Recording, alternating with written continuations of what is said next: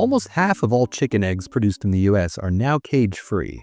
But what exactly does that mean, and how big of an improvement is it? In the United States, there are over 300 million egg-laying chickens. Since World War II, the overwhelming majority of these birds have been raised in battery cages. These are cramped wire enclosures so small, the chickens in them don't have enough room to stand up, spread their wings, or turn around. Chickens raised in battery cages spend almost their entire lives in confinement, which leads to a host of health problems. According to one study, almost 90% of caged egg-laying hens develop osteoporosis, while another study found that 1/3 of them suffered from bone fractures after they were taken out of their cages for slaughter. The cage-free movement developed in response to these conditions. And over time, more farms in the US and abroad have gradually freed their birds from cages. Now, according to a recent study by the Open Wing Alliance, 46% of egg-laying hens in the US are raised cage-free. Just 13 years ago, in 2012, that number was less than 10%. It's not just the US either. Sweden has gone 100% cage-free, and Germany is set to follow suit by the end of 2028. Some of this is due to activism and public pressure on egg producers.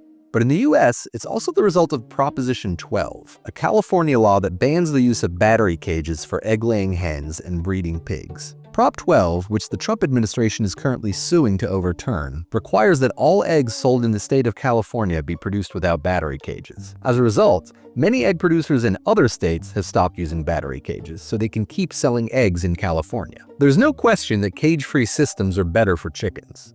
But how much better? The USDA requires that cage-free chickens be given the chance to engage in natural chicken behaviors like perching and scratching, and that they have enough room to roam vertically and horizontally during their laying cycles, among other requirements. But a lot of cage-free chicken farms are still relatively cramped with no outdoor access. In addition to cage-free, there are also free-range and pasture-raised eggs, which both require chickens to have outdoor access. Generally speaking, free-range is a step up from cage-free, and pasture-raised is a step up from free-range, although this is highly dependent on which organization, if any, has certified the eggs as such. The cage-free movement is a result of public awareness about and disgust with the conditions that egg-laying hens have been forced to live in for decades. Millions of US chickens are still caged, but thanks to public pressure and changing laws, that number is going down by the day. Read the whole story at sentientmedia.org.